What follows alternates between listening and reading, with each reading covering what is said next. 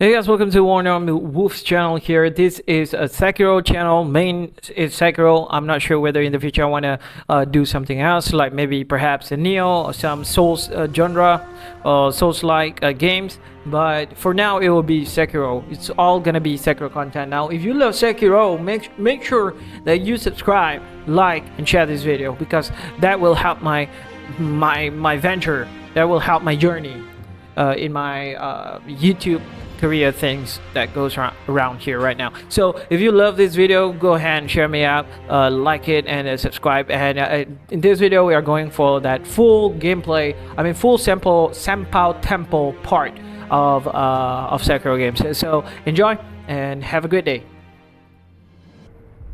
We pick up straight away from last time we were here, which we fought Armored Warrior. Armored Warrior wasn't that hard, as you guys probably saw in my previous video.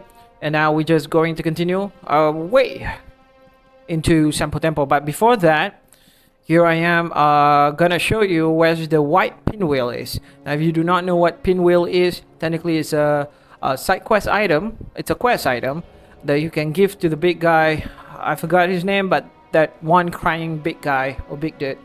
You can give this white pinwheel, and then you can make a choice whether to put him out of his misery or loneliness, which by using the define abductions, and eventually he will be pushed towards let's say illusionary world or divine world, something, the world for spirits kind of thing. You know, he will be transported there and he'll be happy.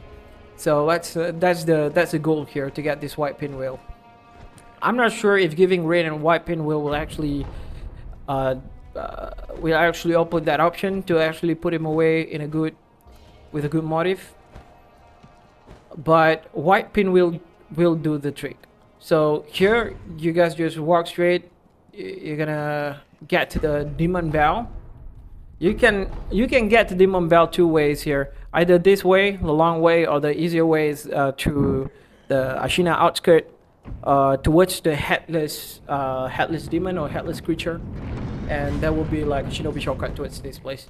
But either way works well. It's just the bell technically just opens a pathway or open another mode of the game, which makes the game harder. So if you want the game to be harder, I won't suggest it until unless you want to farm for item.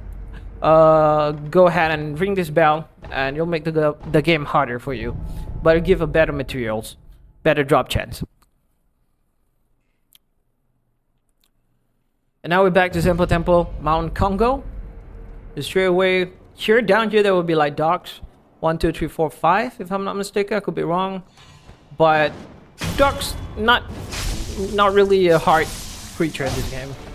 You can definitely parry one of them and just freaking kill, parry and kill, parry and kill. Just rinse and repeat. It's not hard. Unless except in Souls game, like Dark Souls game, dogs are pain in the ass, but in this game you can pretty much put them down very, very fast.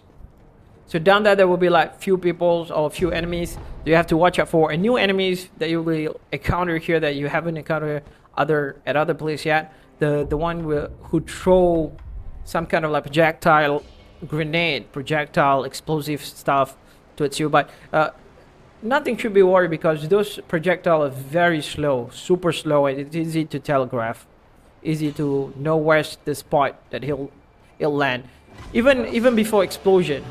Like before the stuff explode, it'll give you some time. Put down this dog normally, okay? There's another dog here, down here. I don't know whether it's a dog or wolf. Either way. Okay, that's a monkey there hanging. Kind of like to catch you off guard, but I'm not sure if I get caught or not here. It'll be funny if I get caught, even though I already saw it.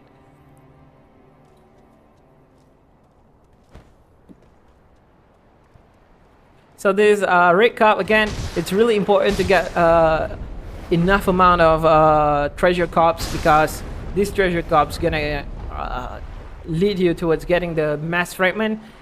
And I think the only important thing with the treasure cup is the mass fragment. So just keep that in mind. You need that mass fragments by the end, towards the end of this game. because you eventually need to increase a lot of attack power. It'll help you a lot if you increase your attack power at least up to 20 to 25-ish attack power. And if you got your attack power at 20 to 25-ish, it'll be so good, so dang good. But I know it sounds really hard, it sounds really crazy to actually get to that point. But I assure you, it'll be easier if you know where to farm for the skill points. It'll be easier if you know exactly what you're doing in this game. It'll take some time, no doubt, but I mean, it's really your choice. If you want to go through the final boss with a 19-ish or 20-ish attack power, or you want to go with a final boss with 20+-ish attack power, it's really your choice. But it'll just gonna make it easier. Some say it's a slight easier. That is not really a slight easier. That's a bunch of difference when you go with 25-ish attack power versus 19 attack power, which is technically the attack power that you can gain out of this game out of per playthrough without the mass fragment.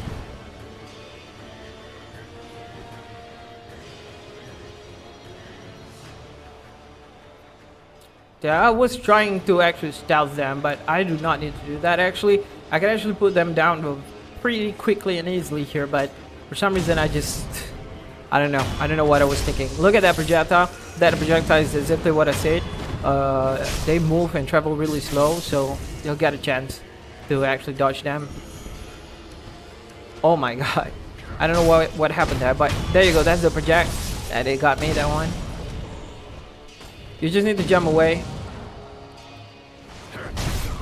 and you'll get an iframe as long as you're in a death blow animations. Just keep that in mind. It'll save you a lot.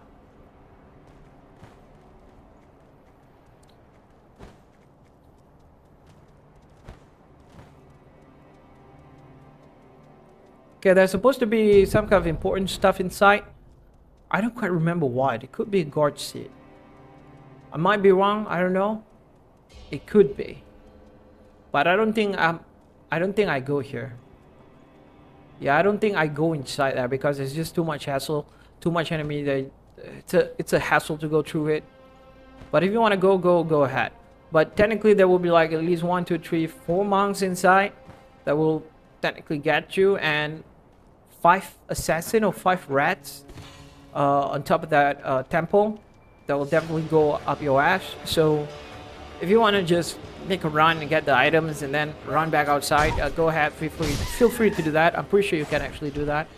I just don't feel like I want to do it, I think. So what I'm doing right now is just I'm trying to get to the lower part of these sections, technically the other side of the bridge, that the broken bridge before, where the broken bridge before was. So it's the other side. There will be one big enemy, that enemy, the big guy, you know, that big guy down there. Make sure you take care of this monkey first, because you don't want them to swarm you as you fight the big guy. Very easy. There are 3 total monkey that will wait for you on top of the cliff. They will jump down, and then go here and you'll see that big guy. Now I think I did a mistake here, that I kind of like triggered the monkey that lay down there, or maybe not. Okay, that monkey is not dead, he's just sleeping. So take care of this guy, take care of this big guy, and then take care of the monkey.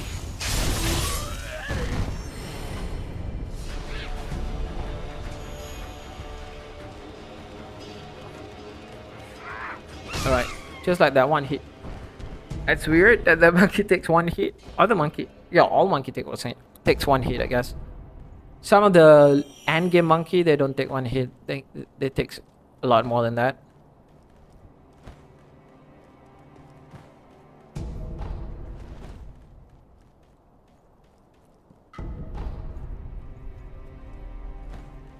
All right. So you got all the items that you want here. Heavy coin purse, really useful for sense. There are quite some lore here in this area, I believe. There are like lots of dead body laying around the map, you know. I think what's going on here, if I'm not mistaken, is that the monks lose their way and start to sacrifice innocent, start to sacrifice villagers, or residents of this temple thing. Senpou temple things. But yeah. Alright, it's either you can just use the main entrance of this temple or just jump down here to get a shortcut towards the next mini boss. This mini boss is going to give you the prayer bit and come down. You'll see a lot of enemy there, but as long as you stay up here, no one from down. Oh, that was dumb of me. But yeah, as long as you stay up here, no one from downside at the bottom, at the lower part, knows that you're here. None of them will actually see you. They will get alert, but just alert. So just stay above and just get rid of this guy. You don't need to be silent in killing them.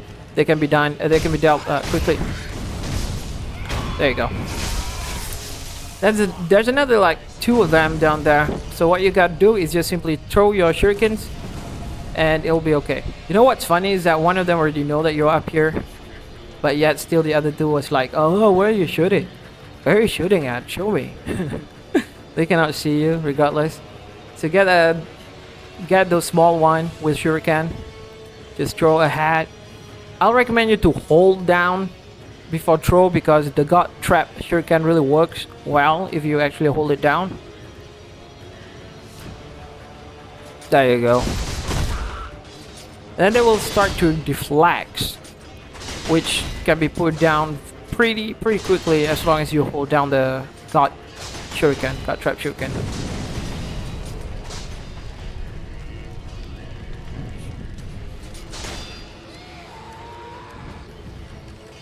Don't mistakenly throw to the big guy because once you throw the shuriken to the big guy, he will get alert, and once you got alert and know where you are, you'll never get a chance to do a death blow. So keep in on alert so that you can get the chance to do a death blow. So get his first health. The next one the next one is history. It's pretty much the same like the first long arm centipede that we fought. Just this one, I think the difference is that it's a little bit more harder. Maybe I was wrong.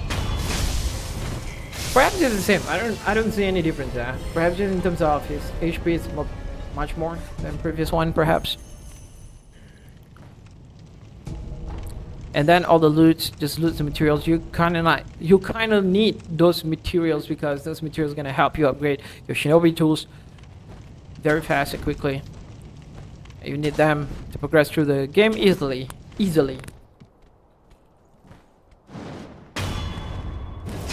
I'll just kill these 2 guys. Very easy. I don't know what I was doing there. I was trying to experiment on my freaking sword art for some reason.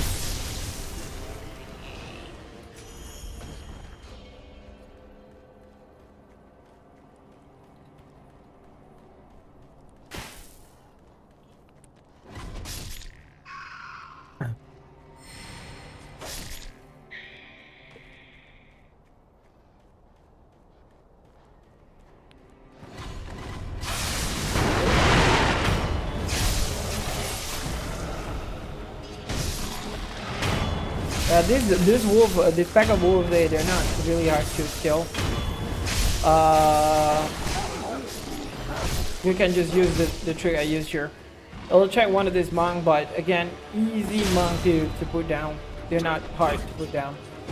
They can deflect you, but hey, there's like so big of a win time between your deflects and your next attack, so you can just simply attack again and again after that first deflection. Just don't get a posture damage. I mean posture break out of them.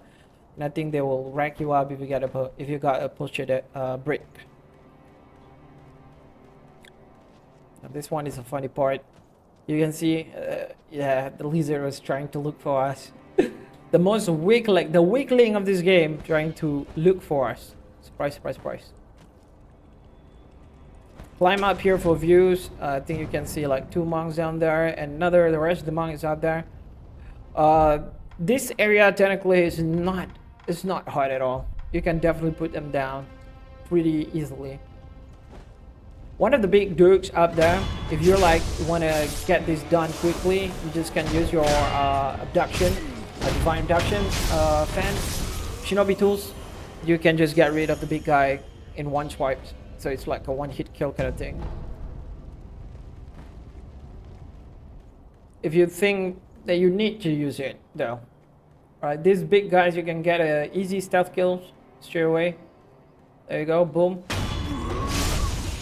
I think for the sake of showing you guys, I tend to use that Divine Abductions. I don't need to use it, but I just would like to use it. The other alternative for these guys is that you can use axe. Using axe shinobi tools will break his shield. I think you need to attack twice on this one instead of always one time axe kind of thing. You need to attack twice, but once you break his shield, it'll be vulnerable for your death blow. So he's a pretty much easy enemy. I can actually easily death blow him, but I want to show you guys with a Divine Abduction thing. And I think I messed up on my first try here, my first time. I try kind of like mess up. Yep, there you go. I stood directly in front of him again for the second time. I stood directly in front of him because why not, right? And yeah, the range is not there yet. And do it finally. God dang, there you go, one shot. You guys see that? How easy that was. For some reason, I tend to make it look harder than it should be. So it's not really that hard. Just keep that in mind. If you know how to time it right, one shot, easily. All of this monk actually, aside from the glyph one. The glyph monk is not affected by it, so don't try to use it on the glyph monk. It won't work with them.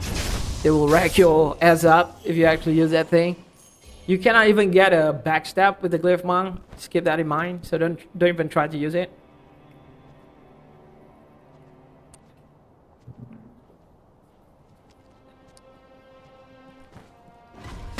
Right, just kill this guy. Don't worry about the rest. Every enemy is pretty much easy in this part. This is one of the easiest area. Yeah, one of the easiest area except for the glyph monk. If you don't, go around and just freaking kill everyone that you see, the glyph monk should be no problem as long as you stealth your way through the glyph monk. Is it glyph or glyph? I think my pronunciation, there's something wrong with my pronunciation there. I think it's either glyph or glyph, but technically they're called that. That's your name. Right, use Gunshin Sugar so that your stealth is like double, and now it's almost... The monk themselves have problem with eyesight. They have the worst eyesight ever. So with this Gunshin Sugar, that's just... It's like technically perfect to stealth through them, 100%. So the idea here is to go for a ninja blood smoke ninjutsu technique on one of them, and then the other one get a stealth kill. Now the one at the end there, you can actually get stealth kills without the blood ninja smoke thing. So just keep that in mind. Very easy to deal with.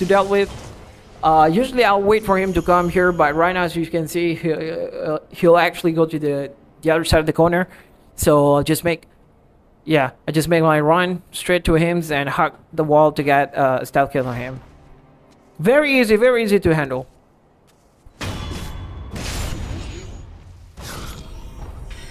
Now you're done with that. What you gotta do is just enter the temple.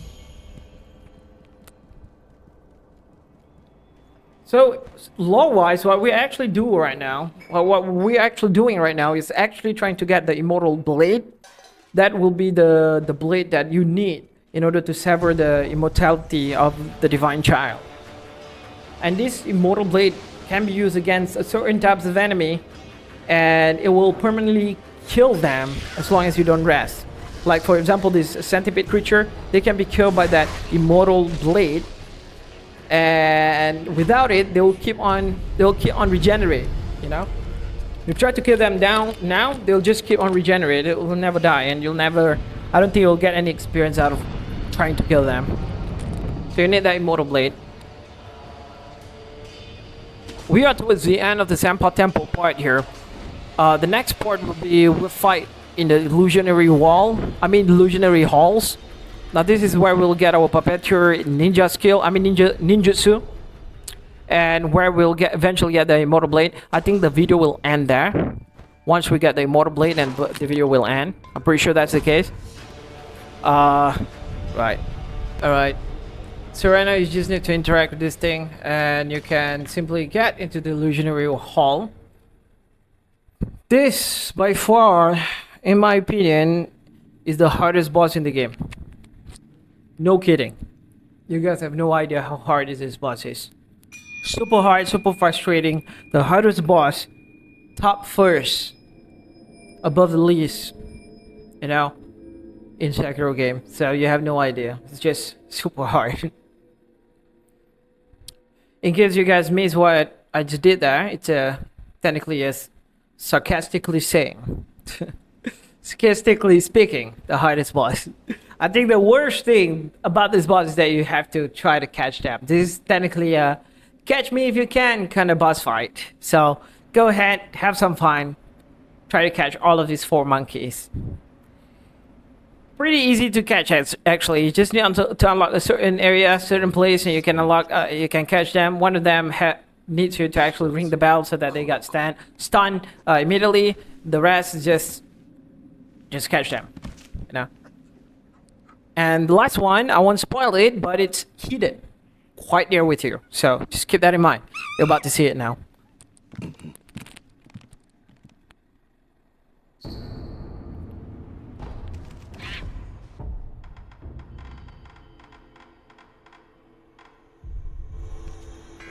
As you can see there, how I actually know that he's there is because I was walking and there's like some kind of hidden wall. That's him.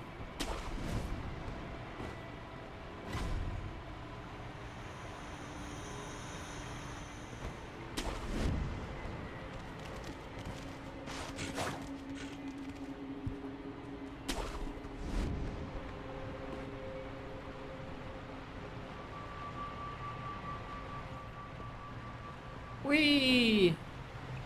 So you can ask this monk, like he will give you the hint what's the weakness of each one of the monkeys, but if you already know the hint, if you already know the weaknesses, you can actually just exploit it and give it to advantage, you know. On my first playthrough, I don't actually do this thing because I just simply try to catch them, and it works either way. You want to exploit their weakness or you want to straight away catch them, it works either way. I would suggest you just use their weakness against them. It's easier to catch them.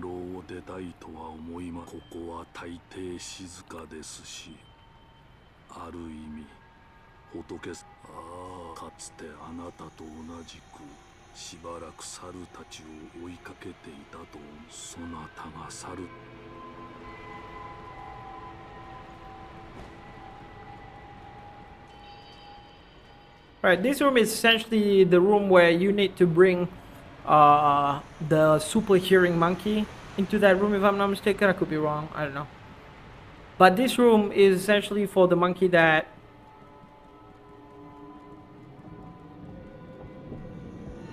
have super eyesight.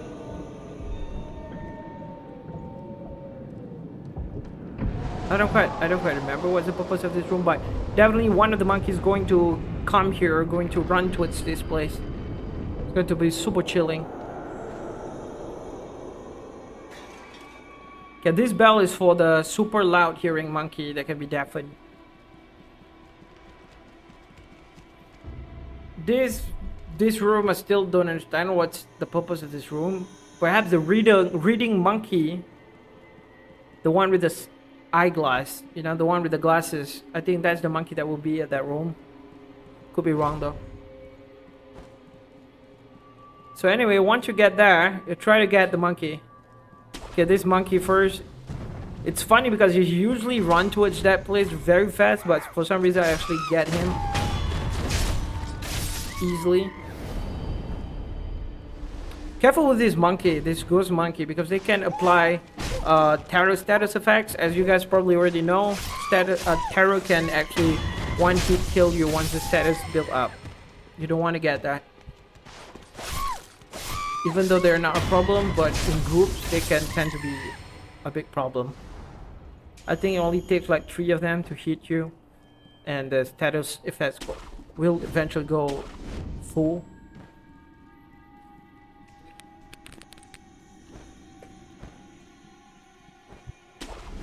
Right, as you can see down there, there's a monkey. Oh yeah, no, that's not it. The other side.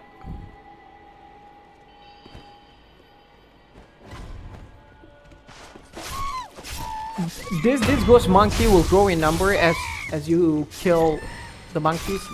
I mean the folding screen monkeys. As you kill more of them, the ghost monkey going to increase in number. So the trick here is really just have the easiest monkey to be the last. There you go. You usually can actually death blow him from above. So technically what's going on here is that wind will make the room dark, so that eye reading monkey, you know, that the super eyesight monkey, he cannot see in the dark. That's the funny thing.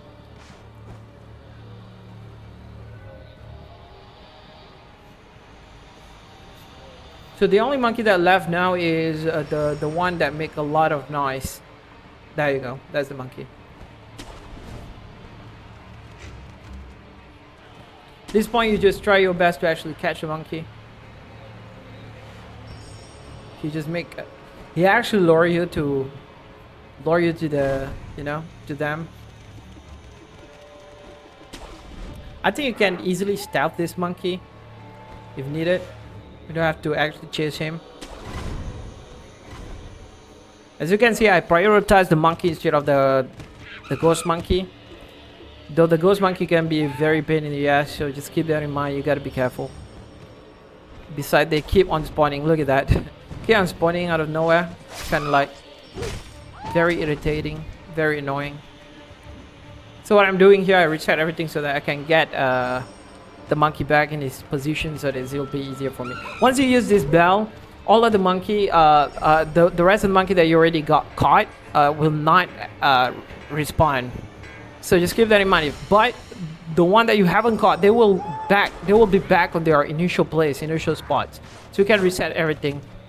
If they're like just too hard to catch, you just can reset everything. There you go, GG. Very easy. Shinobi executions. The hardest boss in Sekiro. No kidding, guys. No kidding. That is the hardest boss, alright? If anyone dared to say the otherwise, you have no idea what you're talking about. This is the hardest boss in Sekiro.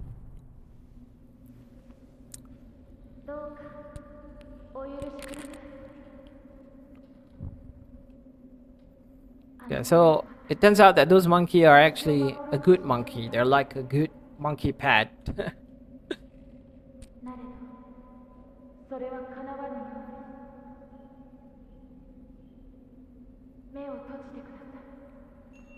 So Inner Sanctum is where the Immortal Blade is. You'll meet another divine child. Kinda, I don't know how to call this this child, but she's actually just like Kuro, but in a different way. I'm confused actually about the lore. You guys can actually look up for the lore in the internet.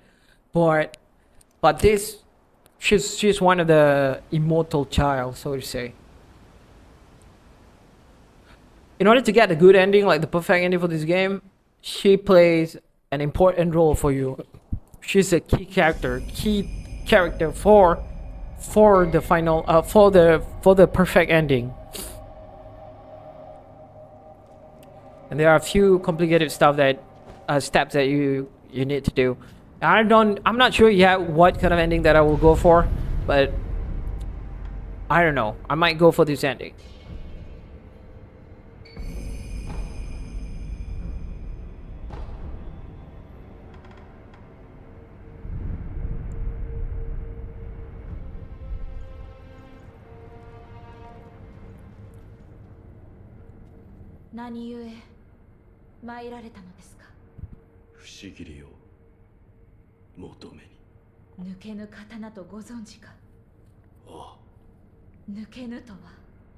Alright, there's another like 2 more minutes of this video. I would like to take this opportunity to say thank you so much for actually support this channel, support these videos, and if you guys been following since playthrough part 1, I say congratulations. You reached to the point where the game is really gonna be a hell of a fun ride to go for. So wait for the next video. On the next video we are going for the Guardian Ape boss fight. So stay tuned. Love you guys so much. Share this video, subscribe, and of course let everybody know that I'm here to give you Sekiro content.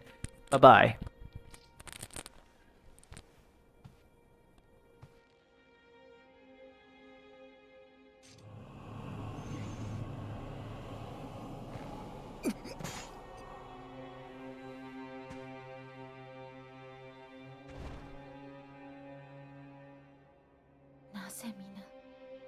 死を厭わぬのですか。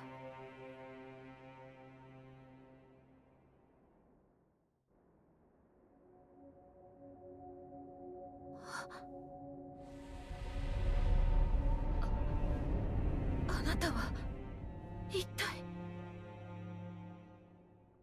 その右目、流因の呪いを受けているのですね。不思議に確かにもらい受けた。